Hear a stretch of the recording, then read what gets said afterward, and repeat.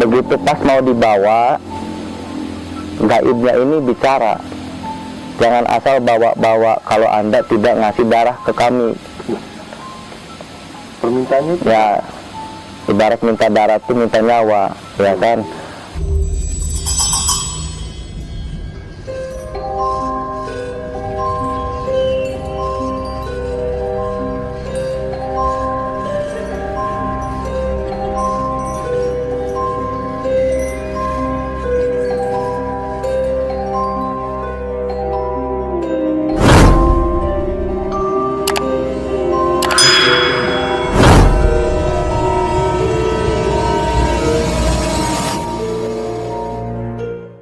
Assalamualaikum warahmatullahi wabarakatuh. Selamat malam teman malam. Kita ketemu lagi di channel Misteri Malam 2021. Untuk malam kali ini saya Jaki akan menemani kalian mendengarkan kisah-kisah misteri dari narasumber kita. Untuk kali ini kita kedatangan narasumber yaitu Kang Agus. Selamat malam Kang Agus. Malam, Om. Kita berkenalan dulu dengan Kang Agus. Kang Agus, asli mana Kang Agus? Asli Kerawang, cuma udah lama nih tinggal di Bogor. Pak. Kegiatan sekarang gimana kegiatan? Ya 1 tahun ke belakang ini sih lagi jadi mediator aja. Oke. Kira-kira untuk malam kali ini Kang Agus akan menceritakan tentang apa? Penarikan benda pusaka. Ya. Oke, para teman malam, gak usah banyak basa-basi, kita dengarkan langsung ceritanya dari narasumber kita. Silakan Kang Agus.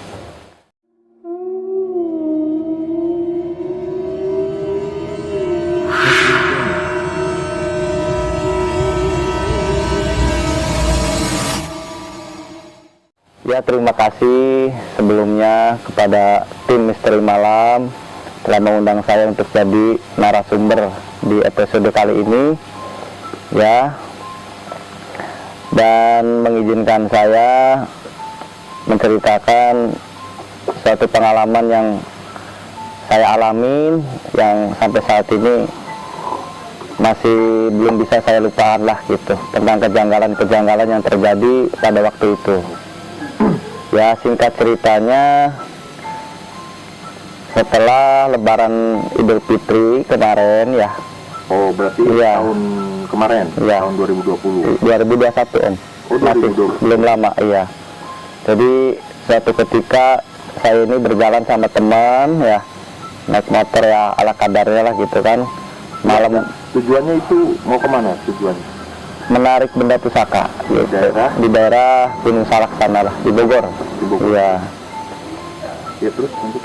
Jadi suatu malam lah, sekitar jam 1 malam, memang pas keadaan lagi hujan ya, kita maksa. Berangkat dari rumah itu jam berapa?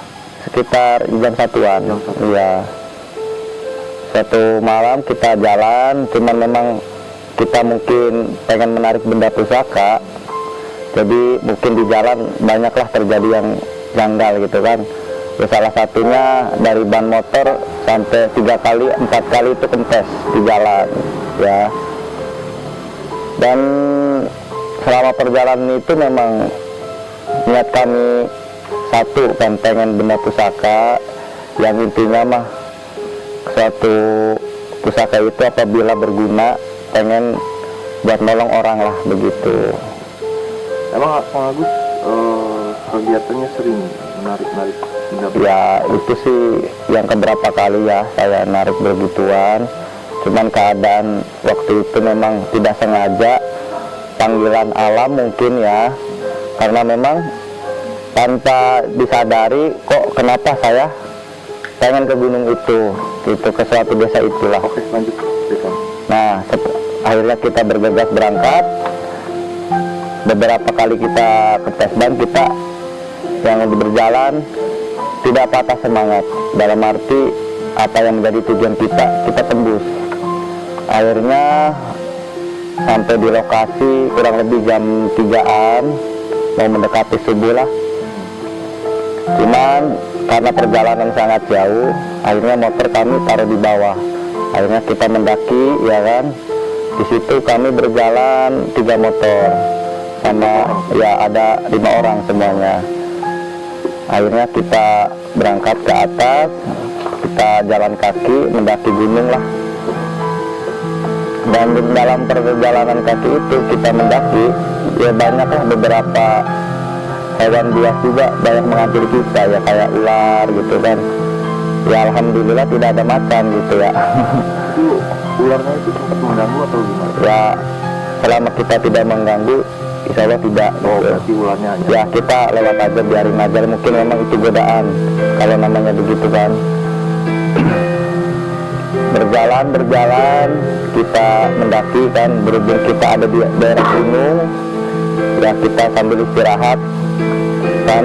Di sini pengairan itu sangat enak lah, diminum juga kan, kita bersih airnya ya kan. Air kebun. Iya, cuman kita tidak pakai senter, cuma pakai modal HP, dari senter HP itu saking gelapnya lah ya ke jalan itu. Jadi minim penerangan. Iya, minim penerangan ya. Dari pencahayaan handphone Aja. Suatu beberapa lama akhirnya kita sampai ya kan di tempat tujuan yang kita maksud.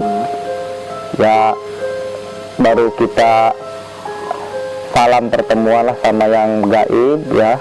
Kita udah bulu kuduk udah merinding semua om ya. Kenapa ya, mungkin aura mistisnya sangat tinggi gitu kan. Ya kita akhirnya ritual dulu, mediasi ya kan. Ya kita bawa kayak dupa gitu kan. Persyaratan dalam arti yang diminta oleh gaib itu pengen seperti apa gitu kan. Ya salah satunya dupa, mau rokok lama gitu kan. Akhirnya kita ritual dulu, kita mediasi dulu, biar kita tim itu yang di lokasi tidak kenapa-napa. Akhirnya setelah mediasi ya udah semua beres, kita minta izin juga sama yang kuasa, mudah-mudahan apa yang kita tuju ini baik gitu ya untuk kedepannya. Cuman pas kita mediasi, salah satu tim nih, satu orang ya begitulah, nggak enak diceritain ya, dalam arti udah ngelantur sendiri kayak kesurupan gitu. Oh, maksudnya udah kehilangan kesadaran. Ya jangan sampai, intinya mah datang ke sini ini, kalian ini jangan merusak alam di sini, kata yang dirasukin itu. Tapi dalam mediasi itu kami juga kan tidak ada niat jelek, tapi gimana ininya, saya pengen nyari yang baik untuk bermanfaat, untuk nolong orang. Makanya kami nyari pusaka ini yang putih lah, bukannya hitam. Dan pada waktu teman saya kerasukan, dia itu ngomong sama semua tim yang di lokasi, kalau bisa suruh masuk gua. Akhirnya kami masuk gua. Ada gua kecil lah, kalau untuk masuk 1 orang 2 orang itu jalannya harus benar-benar hati-hati, mana lampunya gelap itu kan. Masih di lereng apa udah mau ke puncak lah. Jadi iya, karena di situ juga ada pembangunan perairan zaman Belanda di situ, karena dibangun itu untuk masyarakat setempat agar perairan ini di desa bisa tertampung kayak bentuk PDAM lah gitu om. Di situ jadi dibuatin sama orang Belanda, bangunan zaman dulu. Nah setelah dari tim yang kerasukan ini mengajak kami untuk ke gua, kami tidak mau. Akhirnya tim yang kerasukan ini kita keluarin dulu biar sembuh lagi lah, paling tidak biar sadar kan. Oh berarti yang kerasukan ini menyuruh yang masuk ke gua semua. Yang lainnya itu masuk ke gua. Iya. Cuman dari maksudnya apa itu? Ya kata yang kerasukan ini, dia mau ngasih sesuatu yang bermanfaat, ya kan, kayak misal berlian dan lain sebagainya. Memang berlian dapat 1 gitu. Ya, terus. Nah lanjut ke mediasi lagi, akhirnya kan teman saya nih yang satu tim ini udah sembuh. Akhirnya kami mediasi lagi, yang kita tadinya berniat ngambil pusaka, takut kita salah langkah, kita mediasi ulang. Ya kalau kata orang tua sih mungkin di pagar betis ya, kalau bahasa Indonesianya. Tapi kalau pakai bahasa orang tua namanya di Jala Sutra. Jadi benda pusaka yang kita tidak kelihatan, Kalau jala sutranya udah kebuka, pasti kebuka. Akhirnya kita mediasi, mungkinlah ngundang sepuh, ini sepuh yang udah nggak ada, kita minta izin sama yang di setempat biar dimudahkan jalannya kan. Akhirnya kita mediasi, alhamdulillah itu jala sutra kebuka. Cuman pas pusaka udah kelihatan terbang, mau kita ambil jatuh di pas batu yang ada air terjun, itu angin gede kayak angin puting beliung. Akhirnya dari 5 orang itu yang berani cuma 1, ya saya yang belakang gak mau maju. Kenapa saya nekat ini? Karena saya yakin ini yang baik gitu kan. Cuman itu kan bahaya. iya, Anginnya kencang gitu. Apa Kang Agus nggak merasa ketakutan? ya merasa takut sih ada, cuman saya yakin yang lebih kuat itu Allah kan gitu. Makanya saya yakin kalau memang ini baik, benda ini saya ambil. Tapi kalau memang sekiranya nggak baik, pasti ini barang ini nggak akan kena keambil kan. Akhirnya saya nekat maju mediasi. Habis selesai mediasi itu saya maju ngambil barang pusaka tersebut. Nah begitu kita ngambil, ya mungkin kalau secara ini nalar logika, itu nggak mungkin benda pusaka segitu panasnya lebih-lebih megang bara api. Saking panasnya, akhirnya saya buka baju. Jadi benda pusaka Iya, itu panas. Iya, Itu jenis apa benda pusaka? ya kayak keris sama kujang. Terus sama satu lagi sih bentuknya bambu betuk. Cuman berguna untuk nyembuhin orang lah ibaratnya gitu. Benar, Kang Agus datang ke situ itu ada petunjuk jalan atau memang dari satu kampung Kang Agus semua apa gimana gitu? Bukan dari orang setempat sih, jadi kita ngedenger nih dari orang katanya di gunung itu sangat angker dan banyak benda pusaka. Tadinya Iya. biar langsung Kang Agus dengan tim itu penasaran, Pengen kayak gimana sih angkernya gitu. Bukan berarti kita nantangin, cuman kita pengen tahu lah, paling tidak silaturahmi gitu. Lalu ceritanya gimana lagi setelah mendapatkan? Nah setelah pusaka udah kena, ya kayak kujang dan keris ya, yang satu lagi bau petuk, itu saya buka baju karena saya pegang kalau pakai tangan kosong panasnya minta ampun kan. Itu melepuh nggak tangannya? Ya cepet kayak kena rokok gitu. Akhirnya saya buka baju ya kan, sweater saya pakai buat bungkus itu. Cuman begitu pas mau dibawa, gaibnya ini bicara, jangan asal bawa-bawa kalau Anda tidak ngasih darah ke kami. Permintaannya itu Ya ibarat minta darah tuh minta nyawa, ya kan. Nah gimana caranya ini benda bisa ke bawah dan jadi putih? Akhirnya saya pakai jimat kalimatus sodo. Nah dalam arti jimat la ilaha illallah Muhammad Rasulullah. Saya yakin bahwa benda ini kita jadiin putih. Alhamdulillah semuanya sejodoh lah, sepasang ya kami bawa. Cuman pakai baju saya jadi korban untuk bungkus itu. Itu gaibnya itu menampakkan diri, apakah suaranya saja gitu? Menampakkan diri ya sesosok kakek-kakek rambut panjang ya kan. Kalau kita ini mah nggak mungkin lah, tapi tinggi banget sekitar 3 meter 4 meter itu tingginya. Tinggi banget. Iya kakek-kakek putih. Dan di sebelah gua itu yang kita ambil pusaka, Iya. di situ rungkunan bambu semua, bambu kuning. Di situ bambu kuning. Kalau kita sadar kayaknya nggak ada yang berani terjun ke situ karena langsung jurang. Dan di sebelahnya juga itu banyak pohon salak ngejejer. Makanya mungkin kenapa itu dinamain Gunung Salak gitu ya, karena memang banyak salaknya. Nama desanya sih namanya Desa Kota Batu, karena memang banyak batu-batu zaman Belanda yang ini kan. Tapi di daerahnya daerah Gunung Salak. Iya, Gunung Salak. Terus Alhamdulillah setelah pusaka itu terbawa, kami bungkus dengan baju saya, korban. Saya nggak pakai baju akhirnya, naik motor pulang. Nah pas di perjalanan pulang, kita kan nggak langsung pulang, pasti membersihkan tempat dulu biar netral. Nah kita jala sutra kita tutup dulu, jangan sampai orang lain tahu kalau kita nggak tutup ini orang bahaya karena banyak benda pusaka yang tertinggal di situ. ya kan, kayak keris semacamnya, batu berlian apa semuanya kan di situ lengkap.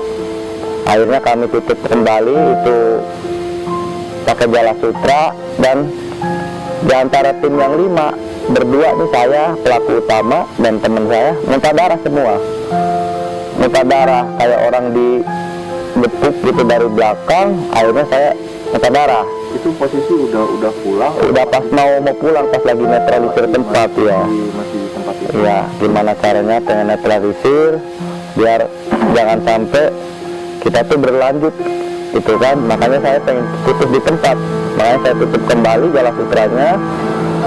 Cuman pas kita buka ditutup lagi jala sutra, ya saya muntah darah karena nggak kuat gitu. Ini hanya Kang saja semua? Cuma 2, saya sama teman saya.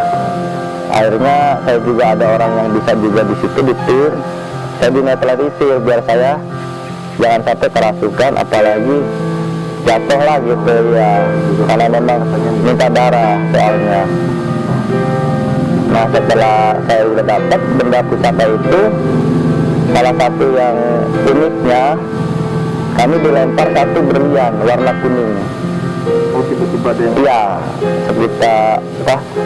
sekitar 5 menit lah dari pas mau pulang, ada yang lempar. Dan kebetulan teman saya nih yang matanya tajam lah untuk penglihatan batin gaib, lihat di depan mata, di depan saya, Kang itu ada berlian, kok kamu nggak ambil? Kang Agus sendiri nggak lihat pas waktu dia? Kalau saya nggak mau lah, kata saya, itu bukan hak saya. Diambil lah sama teman saya, begitu dipegang tapi hilang. Tapi sama saya diambil kecil kayak pelor gitu, berliannya kecil ya, untuk hiasan batu cincin lah, itu bagus. Ini saya nggak mau karena saya nggak suka lah benda-benda begitu, kata saya kan, makanya saya izinkan lah. Akhirnya udah mau pagi kan, subuh, singkat ceritanya, daripada kita nanti ketahuan masyarakat takutnya kenapa-napa, ada di gunung malam-malam, mana hujan kan, akhirnya kami ini semua tim bergegas, ayolah kita pulang, daripada kita pagi takutnya kita gimana-gimana, motor di bawah soalnya. Akhirnya kami semua tim nih bergegas berangkat setelah tempat yang kita tadi eksekusi kita netralisir dulu kan gitu. Akhirnya kami berangkat semua tim, ya banyaklah cerita yang kejanggalan yang tidak masuk di logika gitu, apa logika.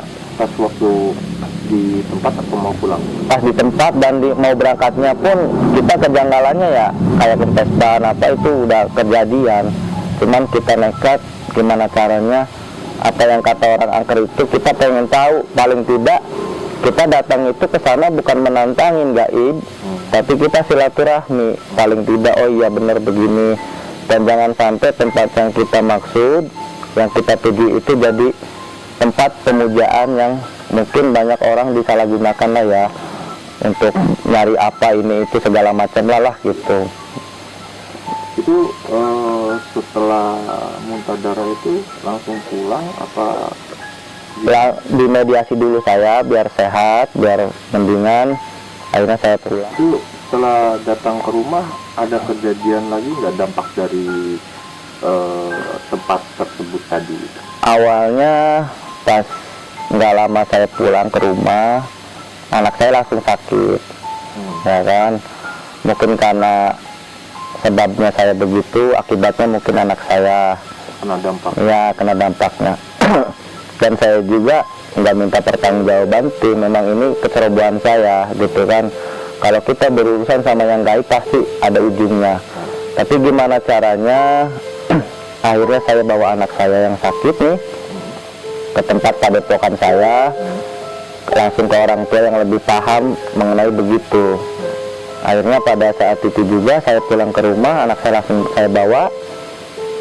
Ya saya diomelin lah sama orang tua, ibaratnya, kenapa sih Kang kamu sampai begitu, katanya nekat, kasihan anak-anak kamu. Ya saya sih nggak tahu, saya pengen nyari jalan, saya pengen nyari pusaka yang sekiranya bermanfaat buat orang. Niat saya mungkin baik, cuman orang tua lebih tahu mana yang sekiranya baik buat kamu. Akhirnya saya untuk hal begituan kalau bisa disetep dulu lah, karena takut membahayain satu diri kamu juga kan sampai muntah darah sampai apa. Itu seminggu Om nggak sembuh. Ini panasnya dada. Ya akhirnya iya dampaknya. Dibawa pulang gitu ya. Makanya tapi pusaka itu akhirnya saya dan tim ini sepakat untuk menyerahkan ke orang tua yang lebih pantas lah untuk megang amanah itu. Oh jadi Kang Agus sama tim itu narik benda pusaka yang apa di tempat saya itu dibawa pulang, tapi bukan buat timnya Kang Agus. Bukan, Dikasih lagi ke orang tua yang lebih amanah dan lebih tahu mana yang baiknya, mana yang jeleknya untuk diambil negatif, diambil positifnya, yang dibuang yang negatifnya. Jadi dinetralisir lah biar nggak disalahgunakan gitu. Oke Kang Agus, selain cerita itu ada lagi nggak cerita? Ada sih cerita ya yang lain. Ini kejadiannya di tempat lain tapi di satu tempat di Subang Kalijati ya. Oh Iya. jadi bukan di Bogor lagi? Iya bukan, di Subang ya.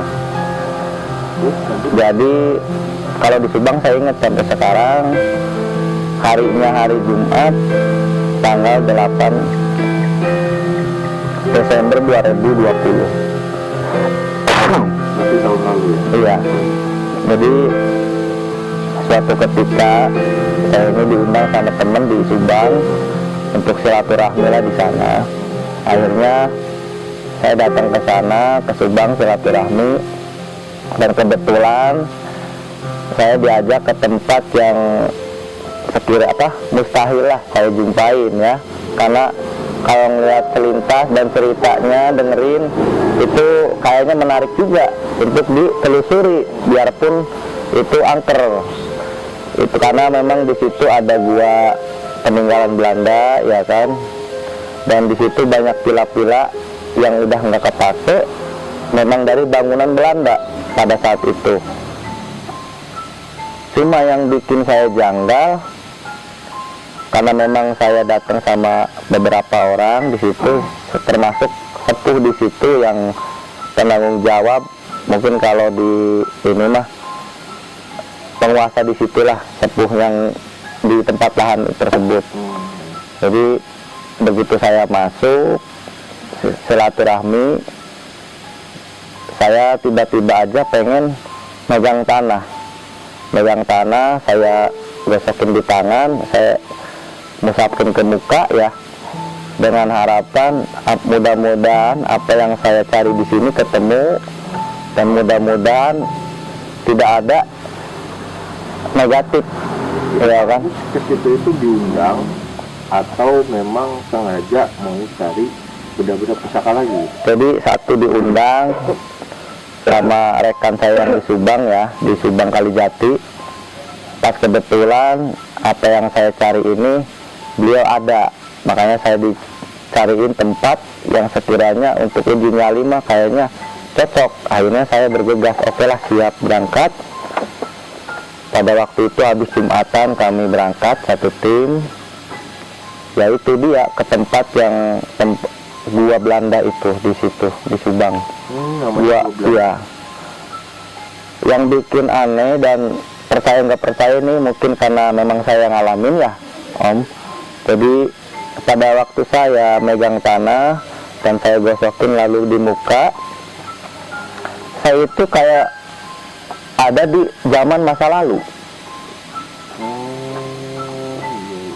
Jadi penglihatan batin Kang Agus ini seolah-olah berada di masa lalu, pas zaman penjajahan.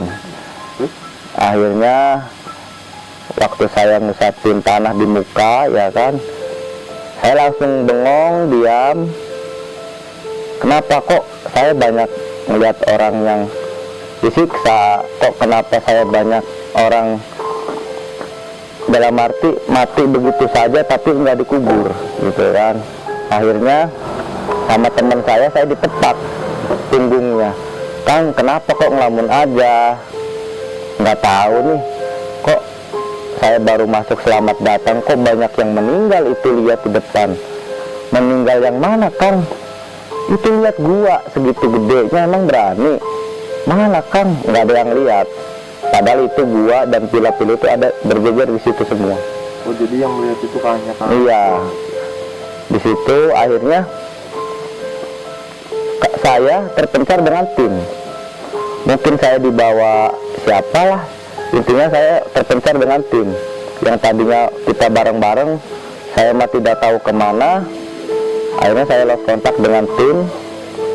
Saya dibawa seolah-olah ke titik di mana tempat penyiksaan itu terjadi pada saat zaman dulu. Kalau flashback ke belakangnya, yang saya lihat itu sekitar tahun 1934 pada saat itu. Ya, saya belum lahir lah ya. Kalau memang saya 88, ini saya kok bisa melihat yang di belakang 1934. Ada apa ini di sini? Zaman Belanda ini begini. Pada saat saya dibawa, itu ada sosok perempuan yang bawa saya. Tolongin saya. Saya meninggal, disiksa, dibunuh. Jadi kalau ngeliat sosoknya sih orang Indonesia. Kira-kira usia berapa? Beliau ini, ya kalau mungkin umur sekarang mah udah ratusan. Tapi kalau memang dilihat dari beliau mah fisiknya zaman sekitar 40 atau 35 tahun, ya masih cakep lah gitu ya. Yang bikin anehnya lagi, dia ini seorang sinden. Seorang sinden mungkin karena di Subang ini terkenal ya, makanya kenapa namanya Subang gitu kan. Itu mungkin adalah yang lebih tahu kenapa itu namanya di Subang. Nah, waktu saya dibawa sama perempuan itu melangkah lebih jauh sampai saya tertinggal dengan tim. Saya itu di titik terakhir di mana dia dikubur. Di situ ada pohon albasia. Tolong, ini tempat saya. Kamu tawasulin karena keluarga saya tidak tahu Anda siapapun di sini. Kamu ini orang yang ke-9 yang datang ke sini. Dari yang jadi sebelum Kang Agus ke situ itu udah ada 8, iya. Dan di sini yang ke-9. Iya. Dari yang 8 orang ini datang ke sini nggak pernah sopan. Datang ke sini culangung kalau kata orang Sunda mah, songong ya kan. Cuma kamu yang datang ke sini, selamat datang. Kenapa saya samperin kamu?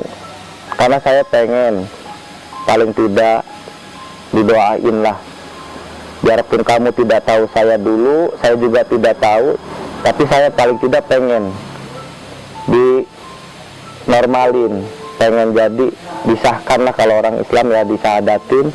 Akhirnya saya sahadatin biar dia sempurna matinya. Ya saya minta izin sama Allah, mudah-mudahan dia iman Islamnya, amal baiknya bisa diterima. Akhirnya setelah itu udah saya langsung sadar. Begitu tengok kanan, tengok kiri, depan belakang, kok ini saya di mana? Kok di depan jurang, kok ada sungai gitu. HP nggak sinyal, karena apa? Memang di tengah hutan gitu pada waktu itu. Oh berarti Kang Agus ini udah benar-benar misah sama, Iya. sama teman-teman Kang Agus yang lain.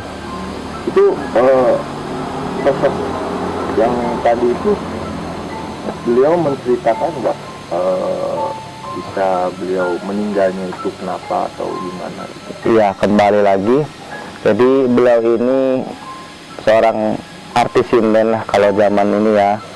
Dia itu meninggal karena disiksa sama orang-orang dulu, karena mungkin tidak bisa memberikan yang terbaik lah, mungkin buat tamunya apa gimana, itu kita tidak tahu lah ya. Intinya beliau ini disiksa sama orang-orang dulu sampai dia meninggal dan dibunuh secara tidak wajar lah, ibaratnya begitu saja dibuang, tidak dikubur dan segala macamnya. Ya, mungkin makhluk yang tadi itu meninggalnya ada rasa membawa penasaran gitu. Nah iya. Jadi tidak sempurna kalau. Makanya hati saya terketuk, kenapa kok seumur-umur saya ke tempat angker, baru di tempat itu saya kok pengen megang tanah, ngusapin ke muka, mungkin saya untuk bisa melihat itu gerbang itu apa sebenarnya. Makanya kok kenapakah saya bisa flashback ke belakang sampai 1934, saya sendiri belum lahir kan. di situ ada kejadian apa kita tidak tahu. Cuman di flashback ke belakang itu yang saya lihat banyak beberapa orang yang disiksa di dalam gua Belanda yang di Subang ini. Ya sangat benar-benar menyedihkan lah, tidak pantas lah kalau zaman sekarang ya Jadi kita. yang minta tolong itu hanya makhluk perempuan Ya tadi, salah satunya perempuan, ada lagi. dan beberapa orang juga yang minta tolong itu ke saya, itu pada narik tangan ke saya, tolong saya. Akhirnya saya lari dan saya itu nabrak pohon. Langsung di situ nabrak pohon, kayak ada sosok orang mungkin dari Cirebon sana lah, ya mungkin itu siapa. Kenapa cu, manggil saya itu kayak ke cucunya mungkin. Kenapa kamu lari-lari? Ini banyak orang yang ngejar-ngejar saya. Kata saya, kok pada minta tolong. Orang di samping saya kanan kiri kok jalan di lumpur hidup, tapi saya di jalan aspal gitu. Akhirnya saya disadarin, pulang, kamu pulang, jangan di sini, ini nggak baik buat kamu. Mungkin auranya negatifnya terlalu tinggi, mungkin energi saya itu kayaknya kalau ini mah nggak bisa, inilah nggak kuat lah. Kebetulan ya pakai baju ini, pakai inilah, sepertinya begini pada saat itu. Itu katanya tadi pas sadar itu ada di Hutan, jurang. samping jurang deket kali gitu ya. Itu ceritanya gimana? Ya begitu saya sadar, saya ada di dekat sungai dan jurang itu. Kok kenapa saya ada di sini? Ada apa? Siapa yang bawa? Kata saya kan. Akhirnya saya telepon dong ke teman saya, tim saya. Tapi nggak bisa telepon karena nggak ada sinyal di hutan itu. Akhirnya dengan keyakinan saya ini mau pergi ke selatan, ke barat, timur apa kemana, saya nggak tahu. Tapi karena saya yakin dengan mataharinya, oh ya ini matahari ini dari kebetulan sore ini udah di barat, mungkin sana ke timur. Akhirnya saya berangkat ke timur sambil jalan. Kok mikir nyasar, saya balik lagi sampai di titik itu lagi. Nah selama kurang lebih 4 kali saya bolak-balik, ketemunya tempat itu terus. Saya dalam arti nggak bisa keluar dari bundaran itu. Saya udah ke timur, ketemunya titik itu, pila yang kosong itu. Ada sebelahnya jurang dan sungai. Saya lari ke selatan, mentoknya itu lagi. Ya, keadaan sore udah mungkin lewat asar ya, sekitar jam berapa. Saya udah mau nangis. Kenapa? Saya bisa ditinggal di hutan, takut. Kalau takut sama begitu, saya insya Allah enggak. Ini takutnya yang buas-buas ini kan, kita nyerang. Ya saya coba istighfar, sholawat, syahadat untuk menenangin diri, yakin bahwa pertolongan Allah itu ada. Ya alhamdulillah. Dengan keyakinan saya, akhirnya saya berjalan. Bismillahirrahmanirrahim. Bismillahirrahmanirrahim. Allahu la haula wala quwata illa billahil aliyil azim. Akhirnya saya berangkat jalan. Ayo tunjukin jalan yang lurus. Mudah-mudahan ketemu jalan pulang. Akhirnya saya jalan dan ketemu sosok abah di situ. Nggak tahu saya abahnya siapa. Itunya kok sore-sore masih ada ya orang yang nyari rumput. Padahal udah mau maghrib, udah jam 5-an. Ada abah-abah bengong lihat saya. Jang gerak uwi, gerak balik. Nggak orang Sunda. Ayo ujang teh di mana? Ini ngaya di dia, pakai sepatu, pakai segala macam. Orang kota sanes. Sanes bah abdi mah ieu nuju ieu nyasar. Ayo gerak uwi jeung abah. Yang bikin aneh itu kan orang lagi nyari rumput, tapi nganterin saya dia nggak bawa aritnya, nggak bawa karungnya. Nganterin udah tuh ke sana, ayo abah anter. Dia nggak mau di depan, dia pengennya belakang saya. Cuma nunjukin itu jalannya pulang. Pas suatu ketika saya kayak kok ada gerbang apa gitu kan, si abah itu nggak ada. Kok abah yang tadi nganterin nggak ada, kata saya, hilang kemana nih abah. Ya akhirnya saya mungkin sedikit ingat bahwa ini jalan yang tadi saya awal masuk. Akhirnya saya lewatin jalan itu dan ketemu beberapa tim yang lagi teriak-teriak nyari saya. Agus di mana gitu. Berarti Kang Agus itu ketika datang ke situ terus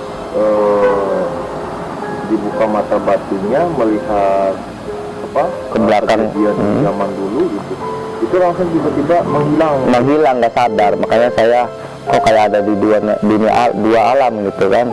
Makanya alhamdulillah ada sosok bapak-bapak, abah lah ya kalau saya manggil, ngomongnya bahasa Sunda, biarpun saya nggak ngerti tapi sedikit paham. Akhirnya ditunjukin jalan untuk pulang, tapi dia menghilang, nggak ada. Itu saya yang bikin aneh itu sampai sekarang. Cuman kenangan itu nggak bisa saya lupain lah, perjalanan hidup ya Om ya, gitu. itu terus langsung ketemu sama tim. Alhamdulillah sama tim yang lagi nyari-nyari juga ketemu. Kamu ini kemana? Kok hilang gitu aja? Tadi perasaan deket saya. Kamu ini udah saya cari 3 jam lebih. Saya bingung, 3 jam. Ini lihat udah jam berapa? Kamu hilang jam berapa? Saya peninggalin kamu bukan orang sini. Makanya Gus katanya kalau memang kita di daerah orang jangan asal-asal ngilang-ngilang aja begitu aja.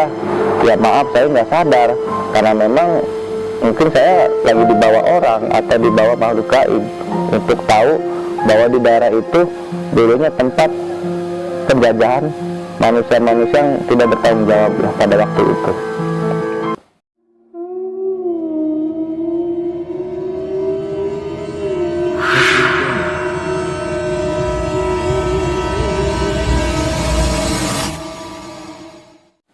Oke teman malam, mungkin konten kita kali ini cukup segini aja.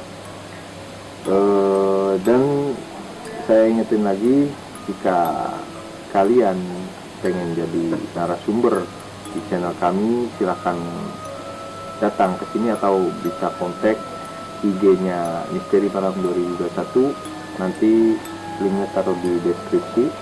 Atau gini, misalkan nggak bisa datang ke sini, kalian bisa ceritakan kisah misteri kalian, atau misalkan kalian capek buat ngetiknya, kalian bisa kirimin rekaman suara kalian dan kirim rekaman kalian di Misteri Malam 2021. Nanti linknya kami taruh di deskripsi. Terima kasih Kang Agus sudah menyempatkan waktunya untuk datang di Misteri Malam 2021 dan menceritakan kisah-kisah janggalnya atau kisah-kisah misterinya. Oke, konten kita kali ini cukup segini aja, dan jangan keluar malam sendirian. Assalamualaikum warahmatullahi wabarakatuh.